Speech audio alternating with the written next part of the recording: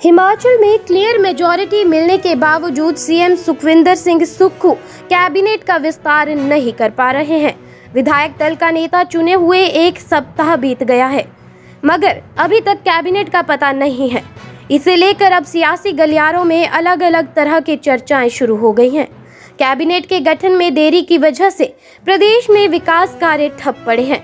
राज्य में पहले ही आदर्श चुनाव आचार संहिता के कारण लगभग 2 महीने तक विकास की रफ्तार पटरी से उतरी रही है। अब कैबिनेट गठन लटकने से कई जरूरी काम शुरू नहीं हो पा रहे।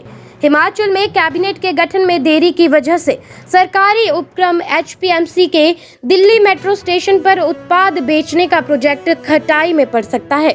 दरअसल एचपीएमसी दिल्ली मेट्रो स्टेशन पर 85 आउटलेट खोलने के लिए राज्य सरकार से मंजूरी मिलने का इंतजार कर रहा है, मगर सुखविंदर सिंह सुक्खू सरकार द्वारा पिछले 9 महीने में हुए फैसलों की समीक्षा करने का निर्णय लिए जाने के कारण इस प्रोजेक्ट को हरी झंडी नहीं मिल पाई।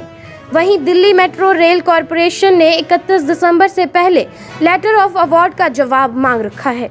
31 दिसंबर की तारीख भी एचपीएमसी के आग्रह पर तय की गई थी, क्योंकि इसके पीछे एचपीएमसी ने राज्य में आचार संहिता का तर्क दिया था।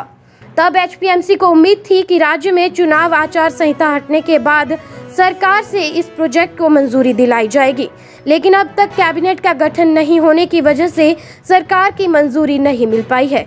गौर रहे कि ये मंजूरी या तो एचपीएमसी के चेयरमैन के स्तर पर होनी है या फिर बीओडी में। एचपीएमसी का चेयरमैन बागवानी मंत्री होता है और बीओडी का गठन कैबिनेट विस्तार के बाद ही संभव है।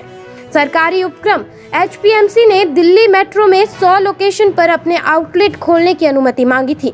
इनमें से 85 लोकेशन पर डीएमआरसी ने एलओए भी जारी कर दिया है। इसके बाद एचपीएमसी ने 2 बार बाकायदा टेंडर आमंत्रित किए, मगर दोनों बार एक ही कंपनी आगे आई है। इसलिए अब सिंगल फर्म की वजह से एचपीएमसी अपने स्तर पर टेंडर देने का जोखिम नहीं लेना चाहता और तभी सरकार से अनुमति मांगी गई है।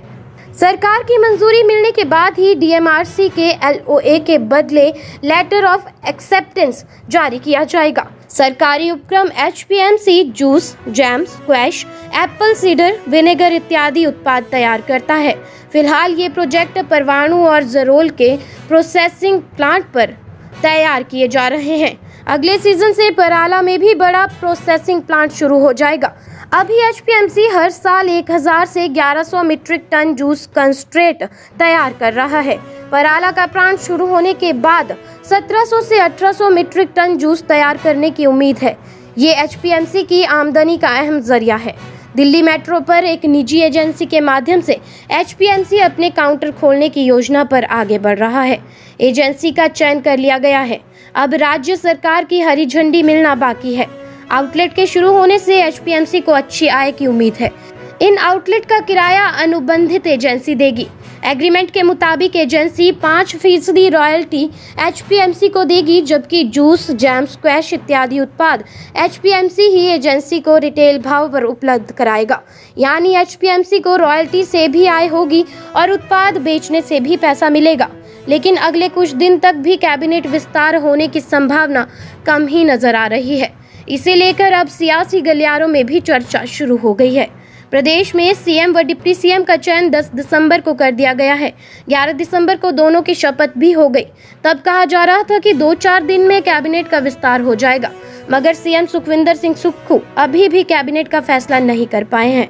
अब तक केवल कयास ही लगाए जा रहे थे कि फलाना मंत्री होगा, लेकिन चिंता इस बात की है कि अगले कुछ दिन तक भी कैबिनेट विस्तार होने की संभावना कम ही नजर आ रही है।